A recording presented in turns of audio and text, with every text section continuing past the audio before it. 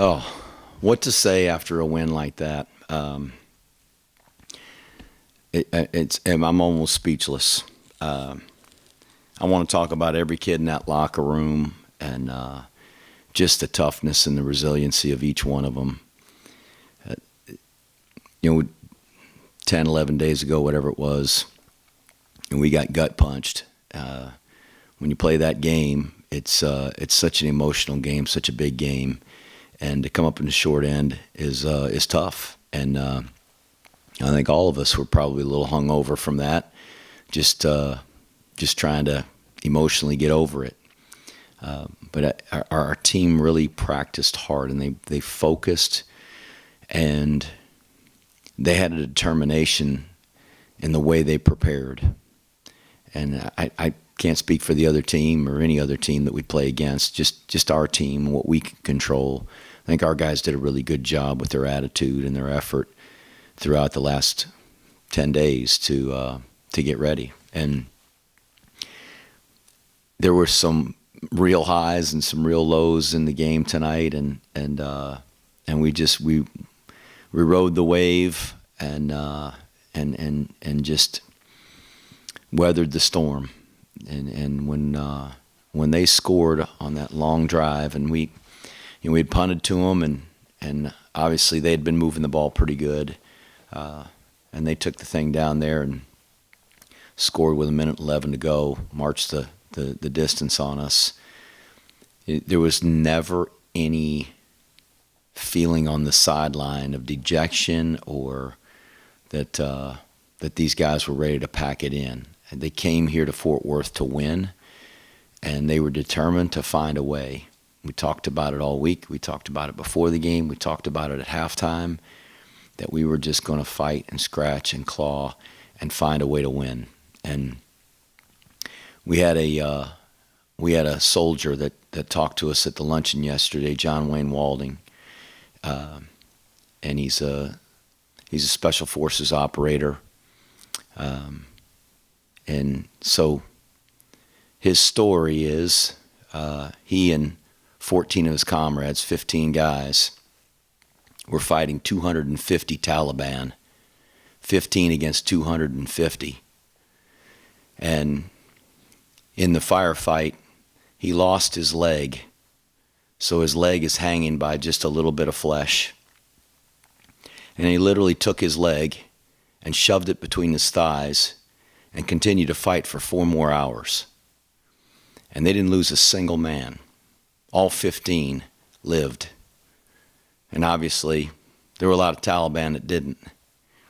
And it's just the fight in the American soldier. There's something that is, I can't explain it. They're all human beings like us. They're Americans like we are, but they've got something about them. They got a spirit about them that's different, and this team has a spirit about it that's different. And they're fighters, and no matter what it takes, they're going to fight all the way to the end. And we haven't always come out on top, but I promise you, it's not because our guys aren't fighting. And there's a spirit in the American soldier, and that's who they represent, and that's who they are. And I'm just so incredibly proud of them. To see a guy like Jabari Laws, who was the starter 2 years ago, tore his ACL in a game. He battles all the way back to preseason camp the next year, and in preseason camp, he tears his ACL again. So he doesn't finish the 2019 season. He doesn't play at all in the 2020 season. He battles back again and has a chance to play this year. At the end of the very first game of the season against Georgia State, he went in for 2 or 3 plays, and he was just emotionally overcome after the game. He was in tears. He just, I think the relief and the joy of being able to play one more time meant so much to him. And so he's played throughout the year, and he's made some plays for us. But to come all the way to the end, to the last game, and we needed him to win the game. If we didn't have Jabari Laws, we wouldn't have won the game today. But it's a credit to him because he was prepared. He was mentally focused and ready that if his number got called, that he would find a way to do it. And he made the plays, and what an incredible finish for him. But it's very fitting for this team. He epitomizes what this team is. And so I'm thrilled that we won the game. I'm really happy for our seniors that they were able to finish their careers as champions. But I think more than anything, I'm just proud of the effort these guys put in, and how much they lean on each other and trust each other, how committed they are, the love that they have for each other. That's what won this game. And people talk about culture like it's just something that happens. Culture is something that's built, it's developed, it's nurtured, and you got to work on it every day. And there's a culture in our program, in that locker room, that's driven by our players that's uncommon. And so to come off of a really difficult loss and put together a performance like they did tonight and have that kind of resiliency, I think tells you all you need to know about our team. So I'm just really, really proud of them. And I could, you had a bunch of guys up here that you've interviewed that I think are great representatives of our team, but there's a lot of guys too, and coaches and just everybody that's a part of this program. So it's just an incredibly proud moment for our program, and I'm really, really happy for our guys that they get to finish with a victory like this over an SEC team. It's extremely talented and well coached. Ken? Coach, just thinking about, you had three quarterbacks in. Christian had the 22-yard run, and then Tyre goes in. When Christian's hurt, he gets a touchdown pass on a great play, and then you put Jabari in. Just about, what's your thoughts about being able to use your quarterbacks that effectively? Those guys have all worked really hard to prepare and be ready for their moment. We've used them all for kind of their different skill sets and the things they do well. They're tremendously well coached. Cody Worley does an incredible job coaching those guys and preparing those guys, very detailed. And he makes all of them feel included. And I promise you, had we brought Cade Ballard in, he would have performed. If we brought Jamel Jones in, he would have performed. Cody does a great job coaching those guys. And Brent gives them the plays that they can execute. And Brent Davis, our offensive coordinator. So those guys work really hard to have themselves ready. And that's not the case with probably every player on every team. To have the pride, even though they may not have played for weeks on end, but to be ready when my number's called, that I'm not going to let the team down. I'm not going to let these guys that I love, that have made such an investment in me, I'm gonna reciprocate, and I'm gonna make an investment so that I'm ready to help them. And that's just the story of this team and those quarterbacks for sure. I mean, as Christian said, there's no selfishness. And when you saw those three guys up here, that's genuine. They love each other. They're just as happy for the other guy to be in the game making a play as they are for themselves. Most people wouldn't understand that. Most people would be like, oh, yeah, right. That can't be true. No way. That guy wants to be the quarterback. It's because most people are selfish. These guys aren't selfish. They're selfless. And that's a great quality of an outstanding leader, and it's what a team needs to have to truly be a team. And that's what we got in there. We got some good players. We got some talented guys, but we just got a good team, and I'd take a good team over talent any day. You say anything to Cole, or just stay away from him, like you said? Yeah, he knows how to do his job. He doesn't need me to go over there and tell him how to do his job. He practices it every day. So, as he mentioned, Sean Saturnio is an incredible guy. He has a way of connecting with people. Players, coaches, managers, trainers, support staff. He's everybody's favorite coach. He's my favorite coach, and he just got a spirit about him that's really special, and he does a remarkable job coaching those guys, and Without Sean Saturnio, we wouldn't be the special teams unit that we are, and these specialists wouldn't perform like they do. He does a great job. But credit goes to Cole. He's the one that went out there and made the kick. Coach, defensively, you love the opening possession touchdown for the Tigers, but then 3 consecutive field goals, 2 in the red zone. What can you say about the defense kind of keeping you in the game at halftime? Well, we needed them to stop them, that's for sure. They were scoring every drive, but after the first one, just getting field goals made a huge difference in the game, obviously. I mean, if they get just one of those as a touchdown, we probably don't win the game. And they completely controlled the clock in the first half. I looked at the stats at halftime. Pardon me. And they had the ball for 18 minutes and some change. We had the ball for 11 minutes and some change in the first half. So they controlled it, kept it away from us. We had it 3 times. Missed a field goal, scored a touchdown, and punted. And and they were maximizing their opportunities with scores. But I was proud of our defense for just knuckling down when it got down there close and keeping them out of the end zone and forcing them to get 3 points. And like I said, in the second half, it was a different story, and we were able to get some touchdowns, and that was a difference in the game. Joe Iacono?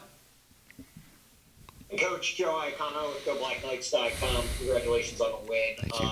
We talked about the go-ahead touchdown pass that Tiger threw to Brandon Walters in the end zone.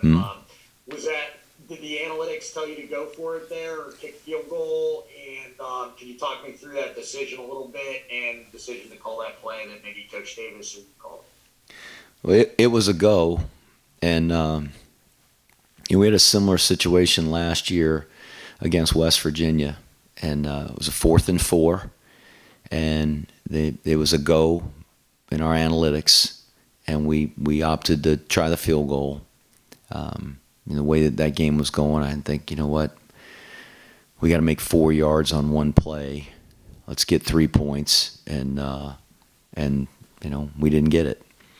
And I just felt like, and I talked to our staff about it, we needed to go for it. We needed to be aggressive, and if the analytics said go, then we needed to go. And so it was 2.5 yards.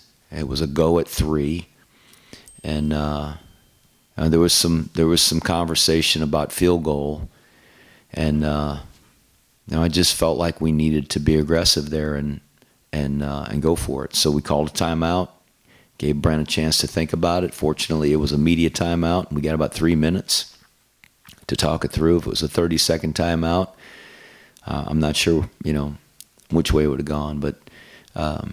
We called the timeout because we were going to go for it, and it was a really good call by Brent. We talked about several different plays, and he just felt like that was the best one. And Tiger made a great play, finding B-Dub and Brandon Walters, and Brandon made a nice catch going up to get the ball, and obviously a big play in the game. We needed it. Ken McMillan? Jeff, congratulations on the win. Thank you. Jabari was your best option at that time. What was your gut feeling My gut feeling on what? on him being able to, pull off that drop? Trust him completely. If I didn't, I wouldn't have put him in there. That kid's a competitor. He's a winner. He's been in that situation before, and we didn't hesitate at all. So I thought he did a great job. He's got a quick release, and he's got a great knack for finding the right guy and putting the ball where it needs to be. And he just did a great job. And I didn't have any hesitation at all, and wasn't nervous at all about him being in there. I just hoped we would protect him, and that we'd give him a chance to throw it. So. He said the best play was the curl route. I thought the best play was his first play in there. We ran a quarterback draw, and he popped out of there and got a first down, and that was a big play to start the drive, just to keep the keep the sticks moving, getting us closer, and getting a first down so the clock would stop. So, I mean, he made some really good plays and Yeah. nice throws. I know you mentioned earlier about these guys practice this stuff every week, but let's face it, Jabari hasn't played in weeks. You come in raw in the game, cold, didn't take a snap. How hard is that to be able to pull it off with, that's like coming off the bench in baseball and having to hit the grand slam home run. Well, that's kind of like it, but that's why we practice, and that's why he prepares. And like I said, that kid he's readied himself. He was prepared. He was prepared last week and the week before that and the week before that. And if we called on him, he was going to be ready to go. So he just, the common guy, that maybe that seems like far-fetched, but when people are competitive and people are a part of a team and people have others that they love that are relying on them, they're going to be ready because they don't want to let those people down. They love them too much. And so he was ready to go. He loves our team.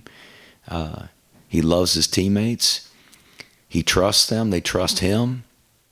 And so he feels a sense of obligation and a duty to be ready. And he was. And it's just matter of fact. He went in there and did his job. And he did it very well. And I'm incredibly proud. I don't know when I've been more proud of a player than I am of him right now. Jeff, how would this compare to the other great wins or comebacks in your Army tenure? Oh, every win is good. They're all cause to celebrate. We've had some big wins, and this is the second one down here that's been right down to the finish. We scored with just 18 seconds to go against San Diego State here in 2017, and then got a 2-point conversion to win the game.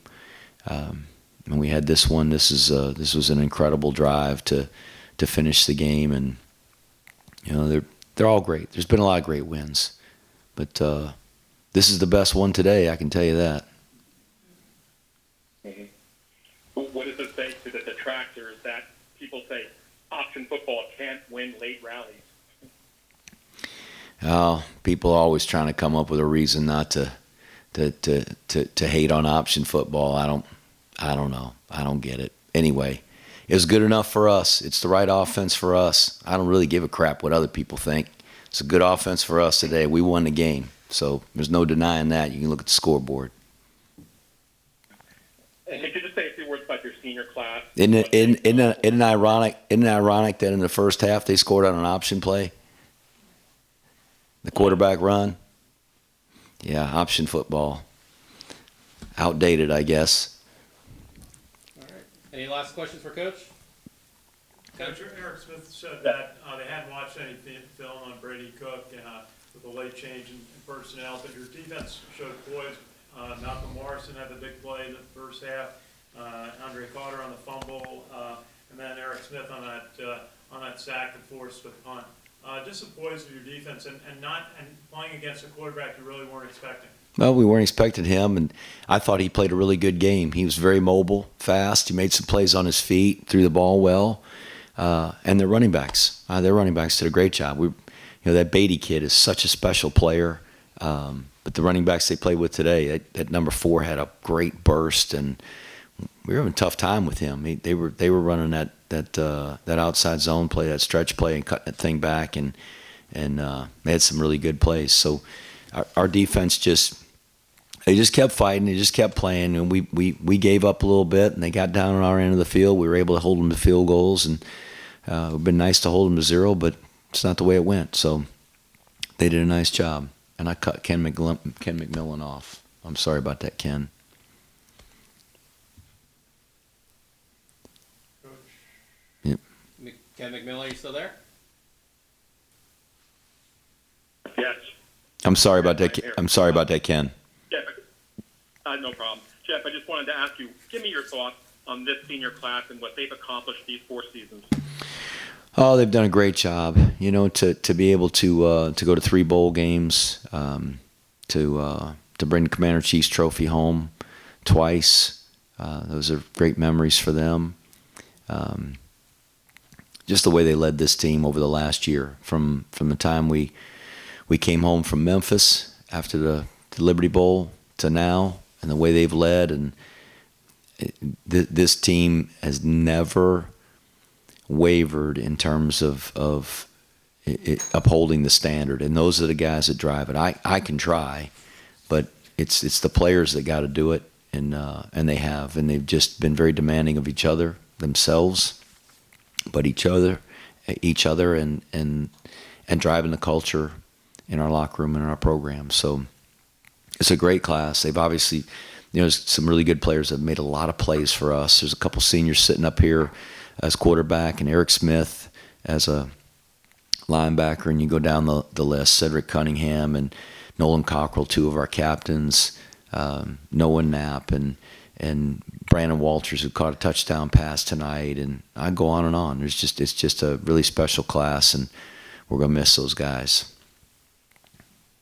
Coach, just going to ask you back. You got the fullbacks going today over 125 yards, almost 100 yards more than 10 days ago, and then going 5 for 5 on fourth down. I think Jacoby had 4 of those.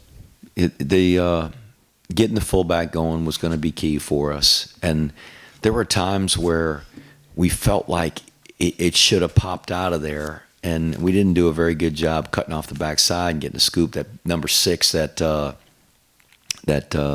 2 technique defensive tackle, was making some good plays. We weren't getting him scooped. We had one on the I guess on the second to the last drive. We had a missed assignment. We just had a guy that went haywire. It was, thought it was going left and it was going right, and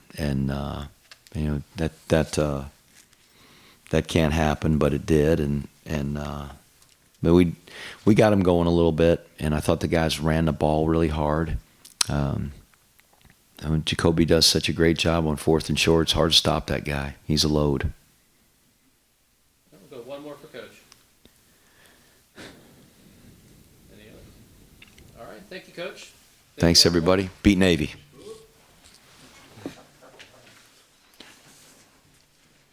Merry Christmas, everybody. Thank you, Coach.